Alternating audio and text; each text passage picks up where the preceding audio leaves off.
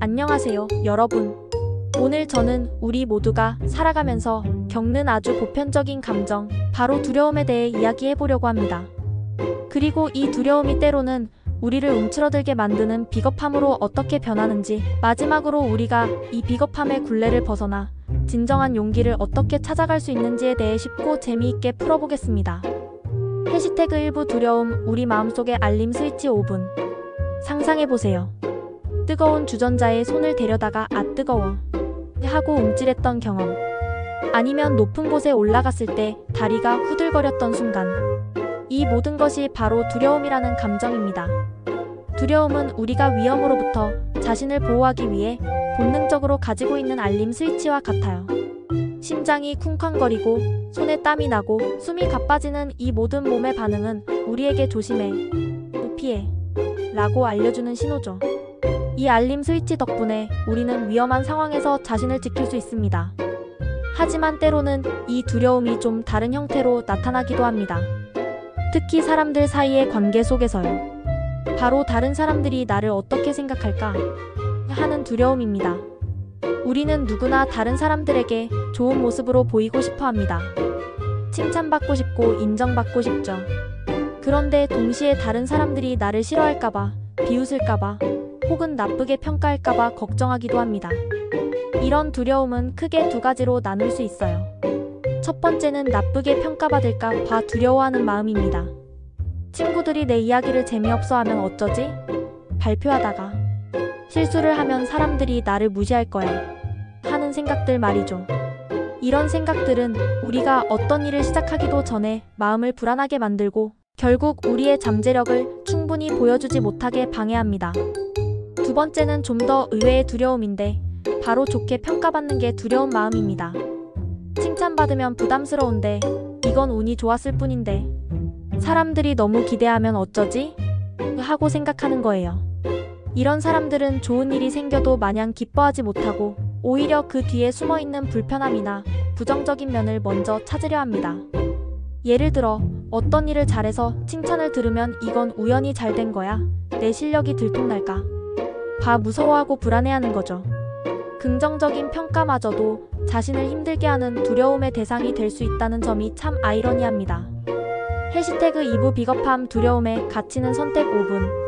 두려움은 감정이고 비겁함은 그 감정 때문에 우리가 하는 행동이라고 생각하면 이해하기 쉬울 거예요. 두려움을 느끼는 건 자연스럽지만 그 두려움에 너무 갇혀서 중요한 순간에 올바른 선택을 하지 못하거나 아예 피하게 되는 것이 바로 비겁함입니다. 우리가 다른 사람의 평가가 두려울 때 비겁함은 여러 가지 모습으로 나타납니다. 첫째, 회피하기입니다. 다른 사람에게 비판받거나 거절당할 것 같으면 아예 그런 상황 자체를 피하는 거죠. 새로운 모임에 안 나가고 회의 때 아무 말도 안 하고 자기 의견을 드러내지 않는 것처럼요. 당장은 불편함을 피할 수 있지만 길게 보면 우리의 성장이나 관계 발전에 도움이 되지 않아요. 마치 무서워서 문을 닫아 걸면 아무도 들어올 수 없는 것처럼요. 둘째, 다른 사람에게 맞춰주기입니다. 비겁한 사람들은 남들에게 잘 보이기 위해 자신의 진짜 생각이나 감정을 숨기고 다른 사람의 기대에만 맞추려고 해요.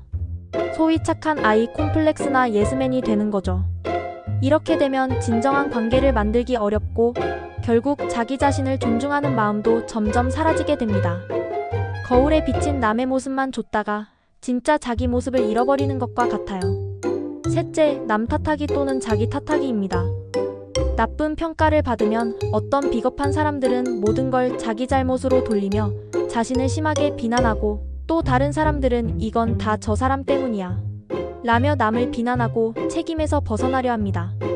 중요한 건 문제를 해결하는 게 아니라 그저 불편한 감정을 피하려는 데 집중하는 거죠. 결국 비겁함은 두려움을 인정하고 해결하려 노력하기보다 두려움을 애써 외면하거나 억누름으로써 우리를 두려움의 꼭두각시로 만드는 것과 같아요. 마치 마음속에 투명한 벽을 쌓아 올려서 진짜 나와 다른 사람들 사이를 가로막는 것과 같습니다. 해시태그 3부 관계 속에서 용기의 씨앗 키우기 5분. 그럼 우리는 이 두려움과 비겁함이라는 벽을 넘어 어떻게 용기 있는 관계를 만들어 갈 수 있을까요? 우리의 마음은 혼자 있을 때보다 다른 사람과 함께 있을 때 더 많은 영향을 받아요. 즉, 우리는 혼자서 두려움을 이겨내는 것이 아니라 건강한 관계 속에서 용기를 얻을 수 있다는 뜻입니다. 첫째, 나도 약점을 가진 사람이다 라고 솔직하게 인정하고 나누세요. 완벽한 사람은 아무도 없어요. 가장 용감한 사람도 두려움을 느낍니다. 내 약점이나 솔직한 감정을 믿을 수 있는 사람들에게 이야기해보는 것은 용기를 내는 첫걸음입니다. 약점을 드러내는 것이 비겁한 것이 아니라 오히려 진짜 용기 있는 행동이라는 것을 기억하세요. 둘째, 자기 자신에게 친절해지세요. 마치 가장 친한 친구에게 하듯이 나 자신에게도 따뜻하게 대해주고 부족한 점이 있어도 괜찮다고 다독여주세요. 나는 완벽하지 않아도 소중한 사람이야 라고 스스로에게 말해주는 거죠.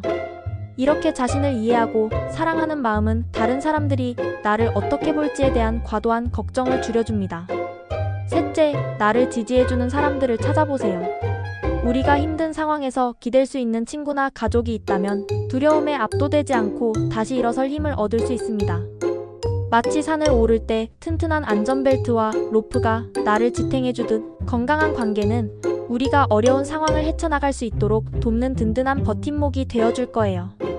혼자 모든 것을 짊어지려 하지 마세요. 넷째, 두려움은 감정이고 비겁함은 행동이라는 것을 구분하세요. 두려움을 느끼는 건 지극히 자연스러운 일입니다. 두려움을 느꼈다고 해서 우리가 비겁한 사람이 되는 건 아니에요. 중요한 건 그 두려움에 어떻게 반응하느냐입니다. 두려움을 피하거나 없애려 하지 않고 내가 지금 이걸 두려워하는구나 하고 인정한 다음 그럼에도 불구하고 한 발짝 나아가는 선택을 하는 것이 바로 진정한 용기입니다. 우리는 굳이 엄청난 용기를 가질 필요는 없어요. 다만 관계 속에서 적당한 두려움을 느끼고 그 두려움을 건강하게 다루는 연습을 꾸준히 하는 것이 중요합니다. 두려움은 완전히 사라지지 않을지도 모릅니다.